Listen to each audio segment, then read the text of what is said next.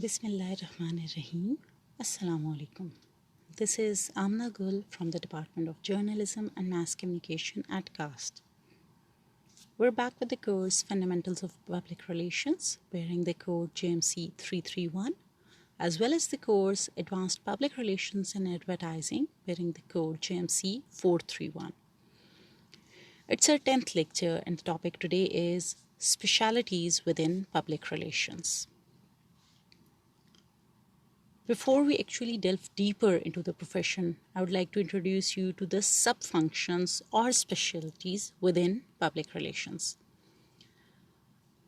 Think of public relations function as a large umbrella profession encompassing many sub-functions. Those sub-functions are often independent units within an organization, sometimes reporting to public relations and sometimes reporting to other organizational units such as legal, marketing, or human resource. Now, learning the sub-functions and the lexicon of terminology associated with this function is crucial to understanding how to manage an integrated and effective public relations function.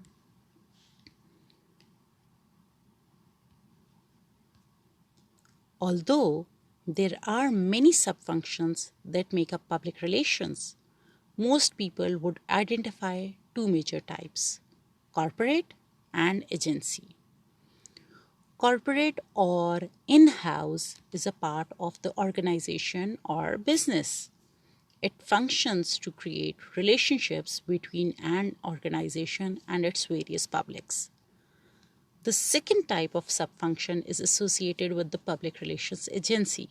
Its purpose is to assist organizations in a specific area of expertise. Now, with corporate public relations is actually that is a department within that corporation, within that organization, within that business that looks into the public relations elements of that organization. As for the public relations agencies, these are outsourced setups. These are separate agencies that are hired for specific areas, for specific expertise by particular organizations or whatever the business is. I'll explain each one in detail as well. It is important for you to note that each sub-function may differ according to organizational structure and size. Like there are no clear and hard and fast rules for this matter. Sometimes the public relations sub-functions overlap and one department or even one person is responsible for many or all of these activities. It is dependent on the structure and the size of the organization, and with that it depends differently. Remember the UPS case that we studied earlier? It spoke of that it had functions in almost 200 territories, and still they had just 10 people as management staff. So it is dependent on the size as well as the structure of the organization. For UPS, it had a huge size. It was gigantic in its size with 4,27,000 employees. Okay, but the structure was not that supportive. So large organizations, particularly those with multiple locations doing business internationally, will sometimes have multiple units covering just one of these specialties in public relations. Since over time, people have come to realize, businesses and corporations have come to realize the value of public relations. So, for example, for one specific subspecialty in public relations, in case of a multinational corporation, they might have multiple units for the same function, okay, in different localities, for example. Oftentimes, the public relations function is structured with a separate department handling each of the responsibilities. The responsibilities that I'm going to share right now, it is in both cases, it is possible that all these responsibilities are dealt under one department, or in smaller setups even by one single person. Usually we in Pakistan come to know of one single public relations officer doing all the jobs. Okay, but in case of corporations, big multinational corporations, they usually have separate departments dealing with or handling each of the responsibilities that we are just going to discuss now. I'll start off with issues management. See, issues management is arguably the most important sub-function of public relations. Issues management is the forward thinking, problem solving, management level function responsible for identifying problems, trends, industry changes, and other potential issues that could impact the organization. Issues management requires a formidable knowledge of research, environmental monitoring, the organization's industry and business model, and management strategy. So it's basically issues management is meant for looking into the future and foreseeing issues and then sorting those out. It is on the management level because all these things need to be sorted out by the management people. It can be related to identifying problems. It can be related to identifying trends. Which trend is coming in? So you have to be abreast of all the changes that are happening in the industry, and you have to keep pace with that. Changes in the industry or any potential issues that could impact the organization or the business. I'll use a video to discuss issues management in detail. Let's have a look. Let's have an explanation from peer professionals. If you find yourself spread thin, managing too many projects or issues, or you're short on resources, or if you have trouble aligning with certain business units, or difficulty measuring the value that public affairs brings to your organization, if you face any of these challenges, you can likely find the source of your trouble in your issues management process. So what is issues management? It's a 4-part system. First, you need a process to analyze your environment so you can identify and assess emerging issues that can impact your organization and its ability to operate. Next, these issues have to be prioritized, and this is an important component. If you have 50 top issues, you really have none. The third step is to have cross-functional teams execute the plan for each issue, whether that's continued monitoring or full-on engagement. And finally, there's a process to evaluate results and recommend improvements for next time. So why do you need issues management? Externally, you want to put a system in place that proactively identifies those emerging issues before they're at your doorstep. This helps avoid crises or reputational damage, and it often gives you a first mover advantage when opportunities arise. Internally, having a strong process makes sure that all of your key business leaders are aware of, engaged in, and bought into your efforts. An issues management system assures alignment between public affairs goals and business goals, but it also prioritizes your time and your resources. Last but not least, one of the greatest benefits of a solid issues management process is that it's a clear tool to help measure and showcase the value of your function. By engaging leadership and business partners in the process, they see firsthand the value that you provide and the impact you have on the organization. So for issues management, you need to have good knowledge of research, environmental monitoring, and know-how of the business model or organizational's industry model and the management strategy that the organization is using. Then the next is media relations. The media relations subfunction is likely the most visible portion of public relations that an organization conducts because it directly deals with external media. See, you know what media is. So media relations is dealing with the media. The media relations subfunction is a largely technical function, meaning it is based on the technical skills of producing public relations material or outputs.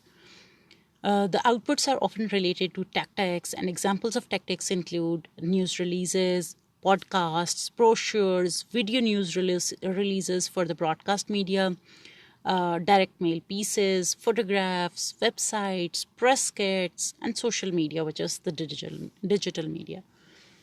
Most people understand public relations as media relations only. Their understanding of public relations is what actually media relations is. They don't understand that public relations is an umbrella term, and it has a wide variety of sub-functions that it does. Since everything with the media is every dealing with the media is automatically visible to common people, that is why people look at it as public, as the only function of, or as the only sub-function of public relations. I'm using a video that is a promotional video, but still it's an excellent explanation of what media relations is. How does media help any organization build its reputation and maintain its reputation?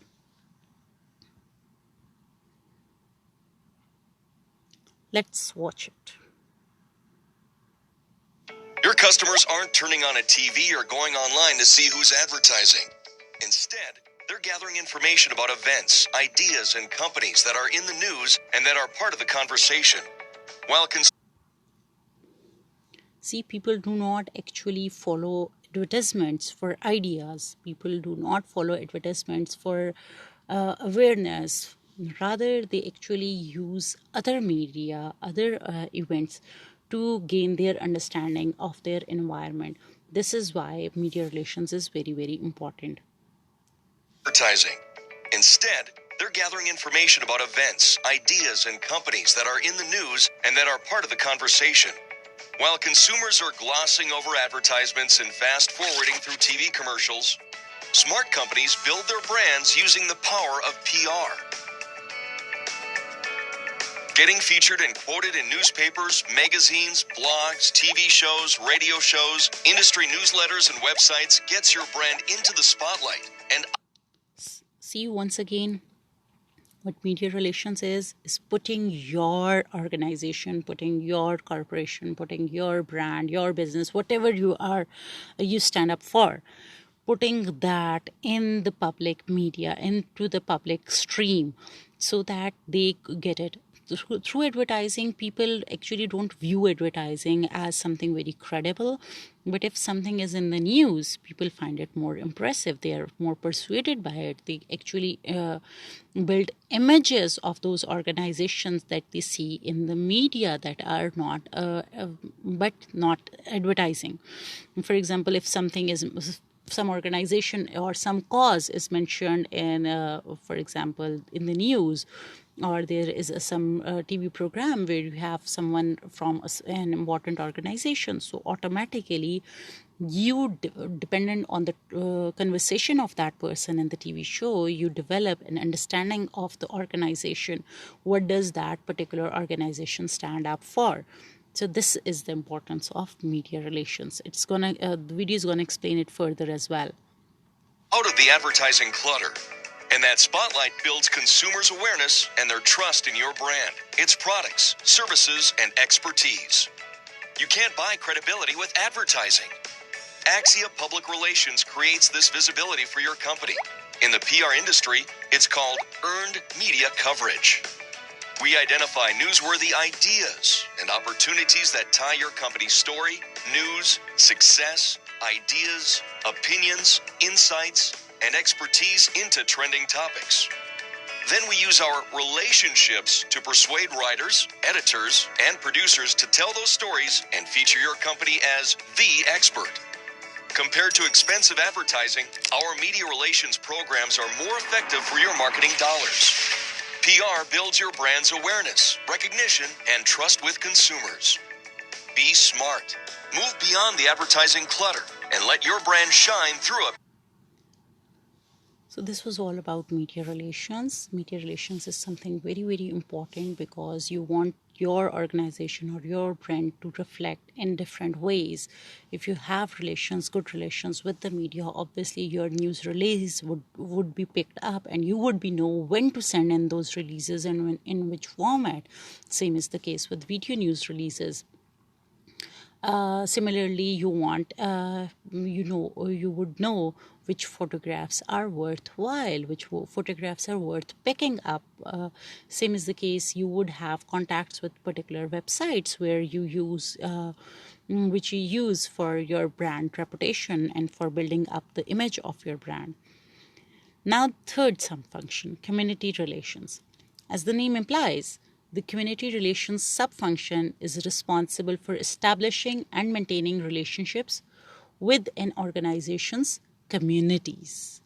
Normally, this territory implies a physical community, as in the borders of manufacturing facilities with their residential neighbors.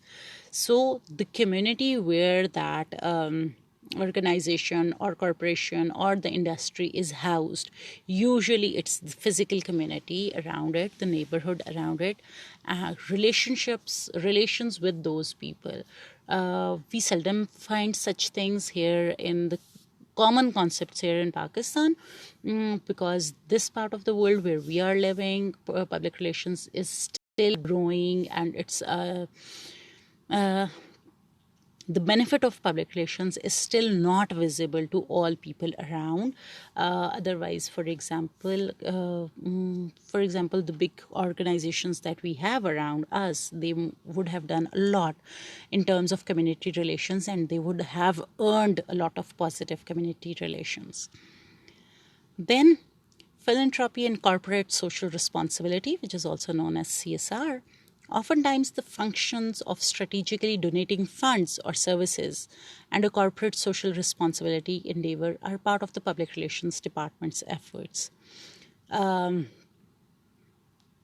the public relations sub-function responsible for this is usually called CSR, and it is usually combined with or managed by community relations. So it's once again dependent on the structure and size of the organization that these two sub-functions are separate or they are tied together. The next is financial and investor relations. Many managers do not realize that public relations is the function responsible for writing an organization's annual report, quarterly earnings statements, and communicating with investors and market analysts. This type of public relations normally requires experience with accounting and financial reporting. This is something, once again, people do not understand, but annual reports, for example, are meant for public relations. So if there is an annual report or there are quarterly earnings statements which are meant for investors or for market analysts, so those need to be done by public relations, because it is all about public relations. It's not just reporting it, it is reporting it in a positive way. Marketing communications is also known as integrated marketing communications or integrated communications. Publicity and product promotion targeting the specific public consumers is the focus of this sub-function. Public relations strategies and tactics are used primarily through a press agentry model meant to increase awareness and persuade consumers to try or buy a certain product. Government relations and public affairs, which also includes lobbying. The public affairs of an organization are the issues of interest to a citizenry or community about which an organization must communicate. Government relation handles maintaining relationships with both regulatory agencies and appointed and elected officials. Now, this is once again something very important. For example, we come across so many sectors that state that they were neglected in the budget, there weren't any policies for them, because those organizations and their unions, they do not lobby. They need to have strong relationships with regulatory agencies, be those elected officials or the appointed ones. Then, internal relations. Maintaining an effective and satisfied workforce is the job of internal relations. Public relations professionals who specialize in internal relations have the primary responsibilities of communicating with intra-organizational publics, executives, management, administrative staff, and labor.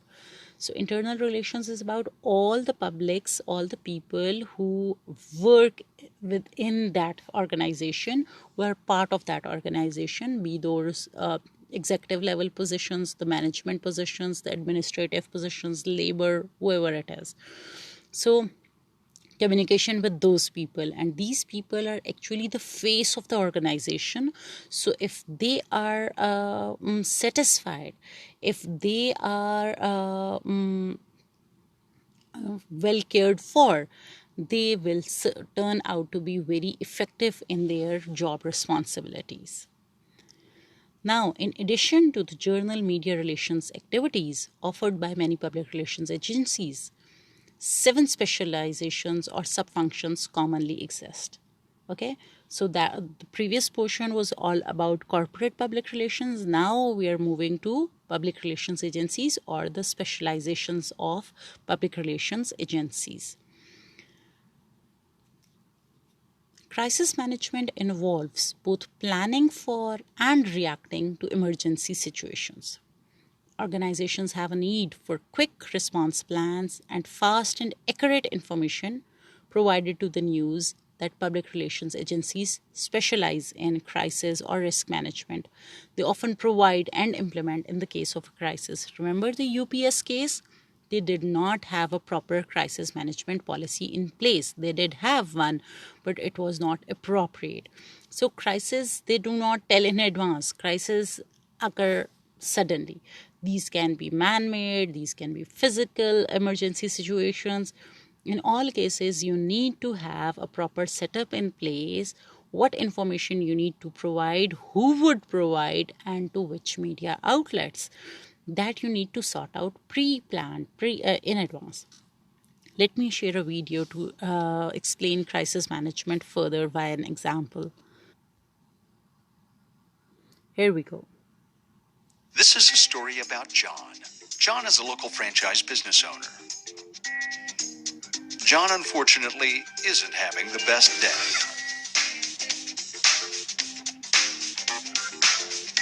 While answering phones, he began receiving calls from several customers complaining that there had been fraudulent charges made to their credit cards that are being traced back to his office.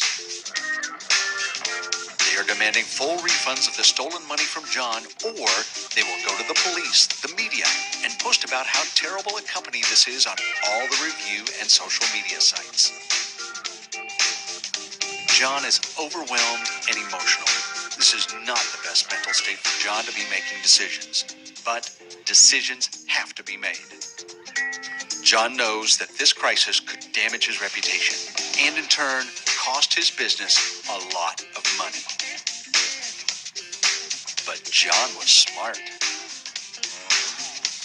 John built and trained a crisis management team well before the disaster struck. They had a plan in place, knew who to call, what steps to take, and how to control the situation. They worked together on their crisis plan and saved John a lot of money, worry, and sleep. Today, John and his business are doing great.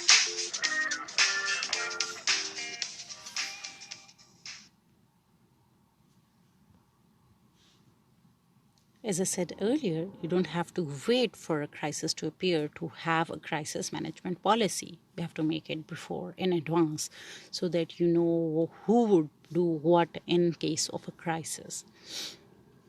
Having said that, let's move to lobbying. As an agent of the government relations or public affairs unit of the corporation, an external lobbying firm may also be hired. Lobbyists normally have expertise with the industry for which they are hired to communicate and maintain relationships with legislators, press secretaries, and other governmental officials. They often provide educational documents, policy analysis, and research to those in government on behalf of clients.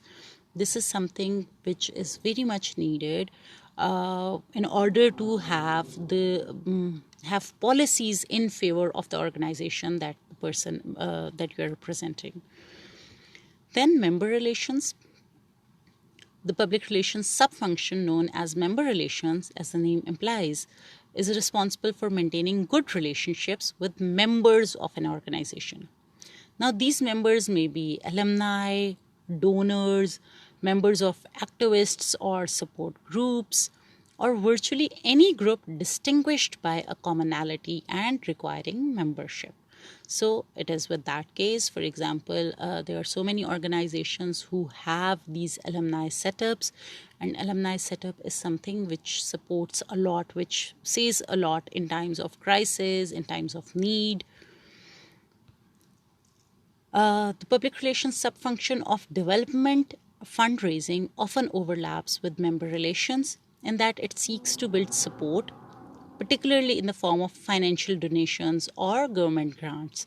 So once again, it's dependent on the size and structure of organization, whether these two are set apart or it's one. Then polling and research are carried out to such an extent within public relations that specialized firms exist to conduct these activities full time, usually on a contract or retainer basis. Yes, it's something very, very important because that is the research element. It should be noted, however, that very large organizations have often their own research departments within one or more public relations sub-functions.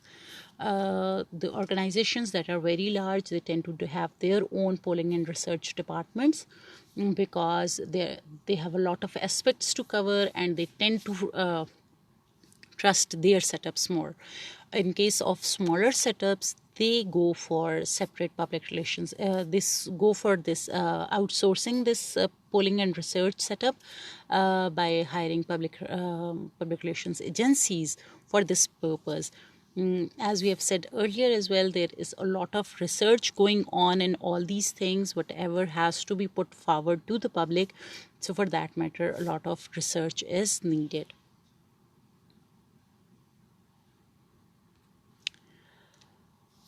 Sports, entertainment, and travel public relations. These are specialized forms of public relations that exist as public relations sub-functions for each of these very large industries. Once again, if there is need for this, then they have these separate setups as well. Similarly, advertising. Although advertising is a separate profession from public relations, it is usually employed as part of a public relations campaign.